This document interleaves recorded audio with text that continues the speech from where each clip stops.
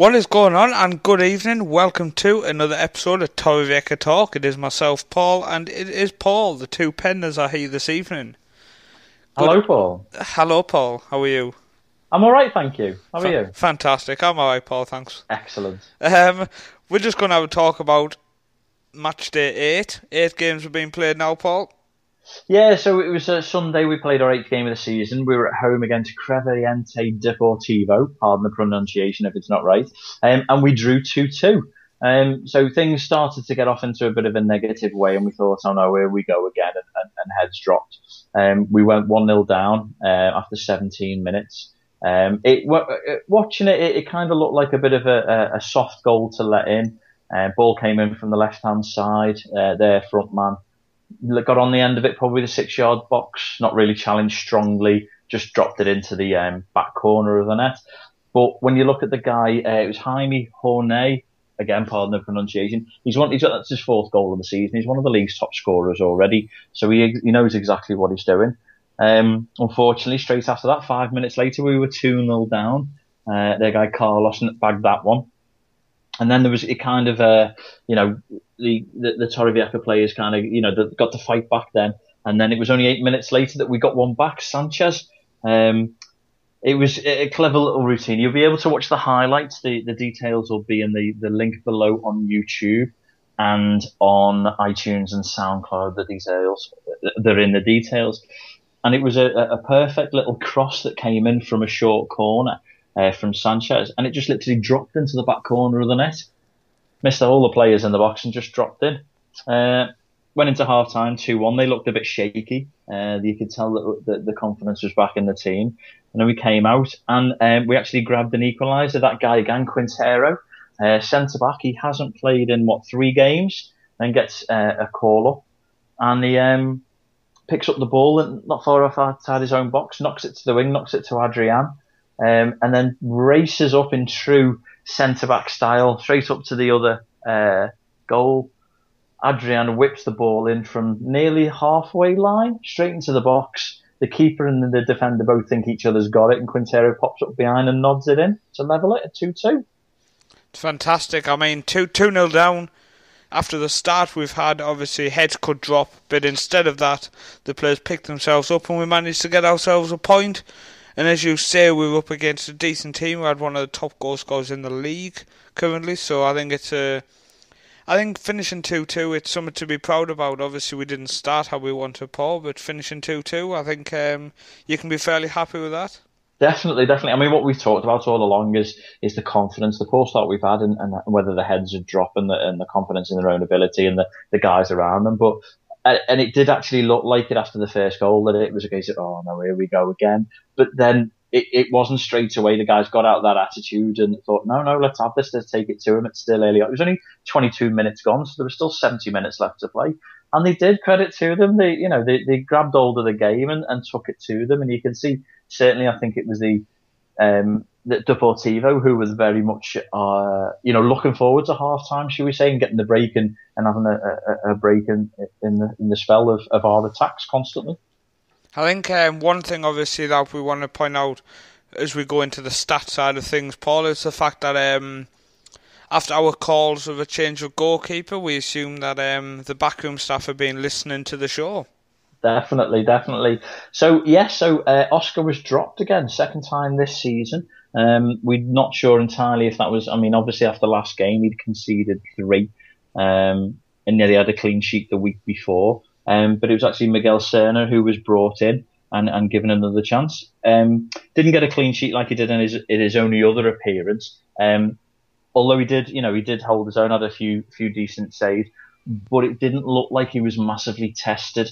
You can't really put him at fault for the 2 goals that were conceded, but it seemed like it wasn't one of the hardest days that he's had. The defence cleared a lot of the chances before they got anywhere near him. I think it's something to be proud about, that we do have 2 goalkeepers who we can vote in, the 2 decent goalkeepers for this level. Yeah, that's what you need is, for a proper campaign of season. Okay, we were lucky last year. We had Oscar, he was a top class goalkeeper. He really is at this level, and played every single minute of the season last year. But having Miguel Serna as a backup, it's kind of, putting the challenge in him and keeping him on his toes, shall we say? And obviously, 8 games in, and he's been dropped twice already. Well, it just keeps him on his toes, as you say. Yeah. Anything else from the game stats-wise we're going to have a look at? Well, there's a couple of things. I mean, it was business as usual. Pedreño made 5 changes again. So out came, as we discussed, Oscar. Eddie, the experienced centre-back, who we think has been playing well recently. Cavassi, the defender, and then Cesar and Lewis, who's been playing really, really well, was dropped. So we don't know if there's any been kind of injury or something's gone on there, and he's been rested. And then in came, as we said, Serna in defence. Quintero, who came back in after 3 games and of missing out and popped up for the goal. Adrian, who supplied the goal. Juanma came in, and the striker Juan Fran. But one thing that I want to discuss, as you're saying, stats-wise, it's both at at either end of the pitch. So we just talked about the keepers. So Serna's played 2 games now and overall conceded 2 goals. So it's a goal every 90 minutes. Oscar's played the other 6 and he's conceded 10. So it's 54 minutes for him. So, they're both, positives, negatives and things like that. That end. What I was going to say is, I don't know about yourself, Bob, as a fan, I'm starting to get really frustrated by the amount of changes every single game. Yeah, definitely. It's got to be a case of, so there's always a certain amount of squad rotation to make sure we last the season, but does it feel more like that we're not sure about what our first 11 or even the shape that the first 11 is going to take? I mean, it seems to change. As you say, there's a lot of games to play. It's a long season. We want to get all the players playing. But with 8 games in, our goalkeepers have played 6 and 2. And then also after that, there's 4 or 5 changes most games. A couple less, couple more. It's just, I think it's becoming a bit too much now. I think I'm pleading for just a steady run of 3 or 4 games where the same side is going out and they know they're going to be playing, so they can prepare for it during the week and hopefully start to build a relationship on the pitch. Because at the minute, they're kind of thinking, well, I might have a decent game, then get dropped. Yeah, I mean, that's the scary thing, is it's the mindset of the players, isn't it? And the confidence in themselves, not necessarily the guys around them and how they're going to do against better, worse teams or the same level. It's, am I going to play? Am I going to make one little dodgy tackle, go in too early, too late, pick up a dodgy booking? Is that going to be me dropped for a couple of games? I mean, you look at the defence, there's the only player who's played every single minute of every game still is Vicente Boy, our right back. And then you've got Matej Simic, apart from missing the first 2 games, he's played, constantly through then. He's been taken off a couple of times, but they're the only 2 constants.